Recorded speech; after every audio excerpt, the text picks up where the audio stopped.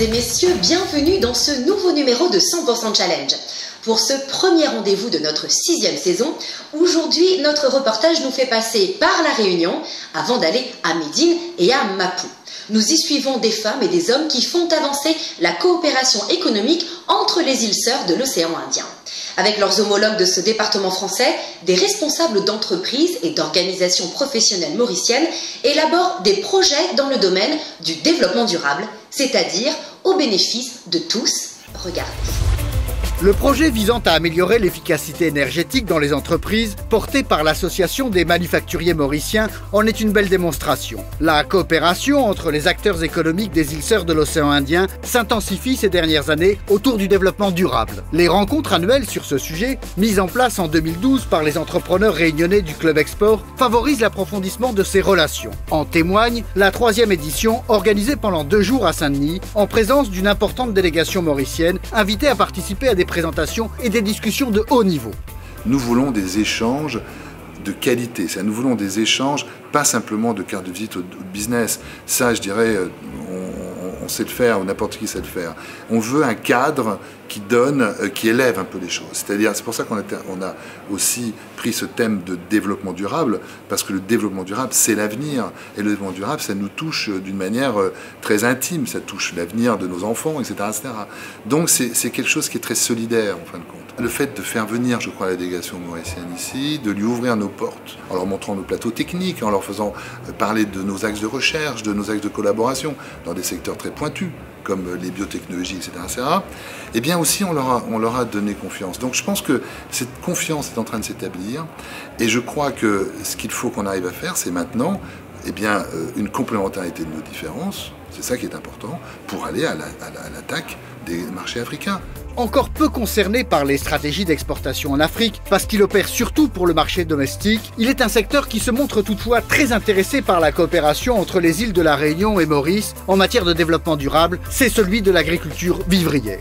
La Chambre d'agriculture souhaite développer un projet qu'on a appelé Smart Agriculture.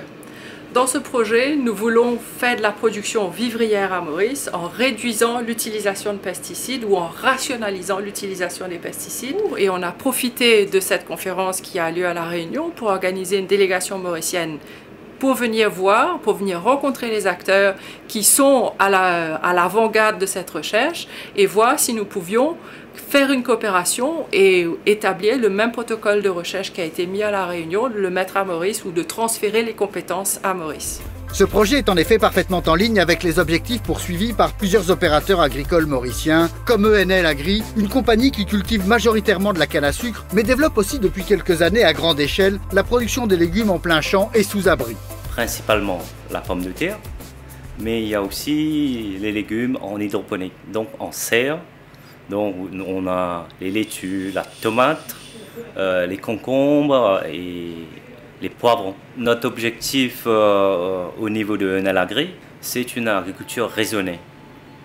Parce qu'on a l'agriculture traditionnelle, ce qu'on appelle le système dit moderne, mais chimique.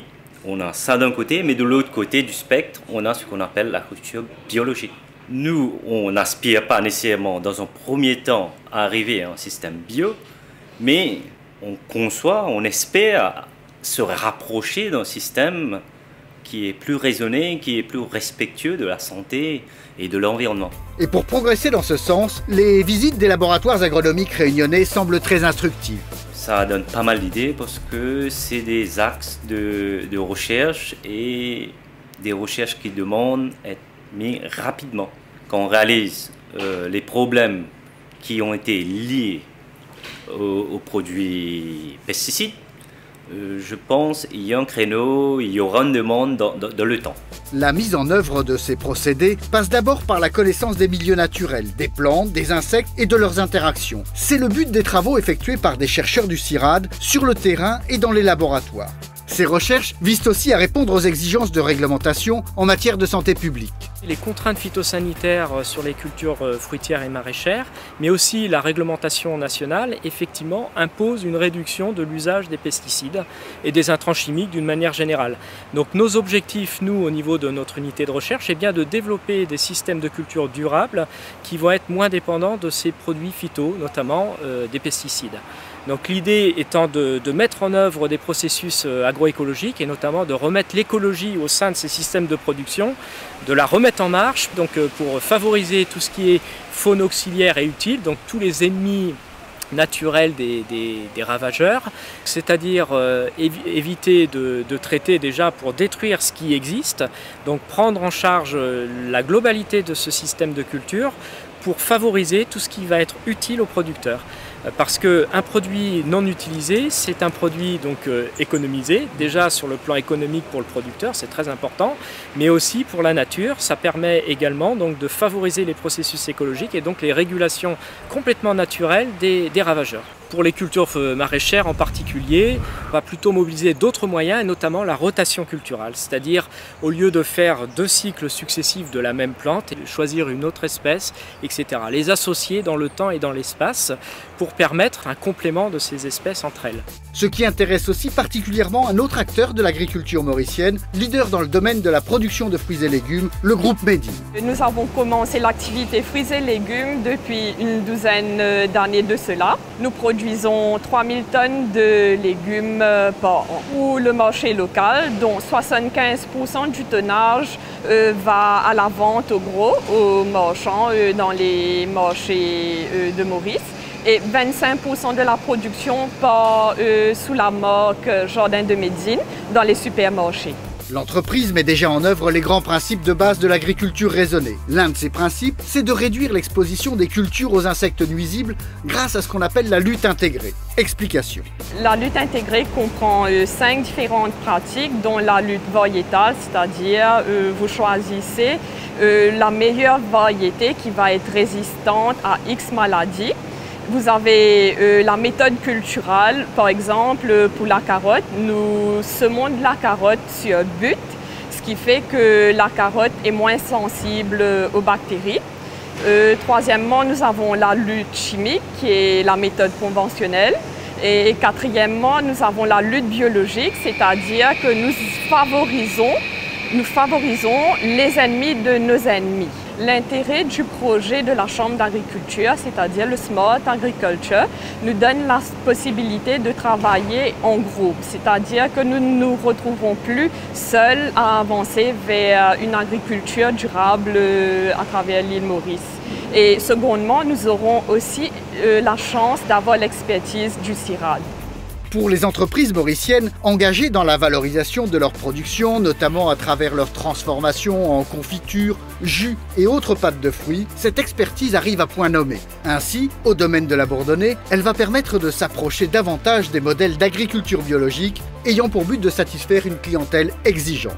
On n'utilise pas à outrance des produits chimiques sur le domaine de la Bourdonnais, mais on est conscient qu'il y a toujours une amélioration à apporter. Alors, donc l'intérêt, c'est de faire un peu plus attention de ce côté, encore plus que d'habitude. C'est une façon d'ajouter de la valeur à nos produits, même si des fois ça peut réduire la production en termes de rendement, mais je pense que c'est le futur et donc on souhaite apprendre un peu plus et aller un peu plus dans cette direction dans les années à venir. D'où une attente forte de la coopération avec La Réunion, dont les produits doivent répondre aux drastiques normes européennes. La Réunion, on dirait qu'ils ont de la chance d'avoir un centre de recherche très sophistiqué avec des équipements pointus et beaucoup de ressources en termes de chercheurs. Donc ils ont fait pas mal de travaux, des travaux bien poussés et je pense que de ce côté-là, on a beaucoup à apprendre. Nous espérons que très bientôt, ça aboutira à quelque chose de concret. Ce qui devrait être le cas grâce à des méthodes de travail qui permettent de nourrir des espoirs, car elles font leurs preuves. On va essayer de travailler sur le même modèle qu'on a fait pour l'efficacité énergétique. On va travailler les termes de référence pour une cartographie de ce qu'il faut faire. En fonction de cette cartographie, on va établir des plans d'action, des projets pilotes et que définitivement nous pensons que le projet Smart Agriculture pourrait être vraiment un second projet quand même d'une dimension très importante. À tel point qu'effectivement ces projets inspirent d'autres initiatives. Aujourd'hui, au niveau du Club Export, on a démontré la possibilité d'une coopération à l'échelle du continent africain. C'est clair qu'à Maurice, nous avons maintenant une stratégie régionale. Nous avons à peu près 70 entreprises qui sont présentes dans au moins 20 pays sur le continent africain, dans différents secteurs. Et définitivement, il y a des secteurs où la Réunion a ce que j'appellerais un competitive edge, et que là, ce partenariat Maurice-Réunion pourrait vraiment nous faire valoir des opportunités extraordinaires. Des opportunités que les acteurs économiques des deux îles peuvent ou pourront saisir ensemble de manière plus efficace parce que, avec le support des rencontres en particulier, leurs relations évoluent favorablement. On passe de la méfiance à la confiance. C'est vraiment ce que j'ai ressenti dans les premières interventions du team Maurice, c'est-à-dire en toute transparence. On a posé les choses sur la table et je pense que maintenant on va commencer à discuter. Ces rencontres et ces échanges qui favorisent le développement économique sont certainement appelés à s'intensifier et à s'étendre à d'autres secteurs des économies des îles Sœurs. Également, pour favoriser le développement économique, d'autres entreprises choisissent de montrer les origines et empreintes locales de leurs produits avec la marque Made in Maurice. Et pour montrer qu'elle fait gagner ceux qui la choisissent, la marque Made in Maurice vous propose de jouer avec elle. Pour cela, il suffit d'aller sur sa page Facebook, à l'adresse qui s'affiche, et de répondre à la question qui suit. Le gagnant se verra offrir un sac aux couleurs du Made in Maurice, rempli de produits Made in Maurice, bien sûr. Selon vous, en quelle année la marque collective Made in Maurice a-t-elle été lancée? Juillet 2012, juillet 2013 ou juillet 2014? Après avoir joué avec les produits Made in Maurice et vu comment les entreprises mauriciennes contribuent au développement économique du pays, grâce aux stratégies de ceux qui les dirigent et au savoir-faire des femmes et des hommes qui les font vivre, je vous dis à la semaine prochaine pour un nouveau numéro de la 6e saison de 100% Challenge. En attendant, retrouvez-nous sur notre page Facebook et sur notre chaîne YouTube.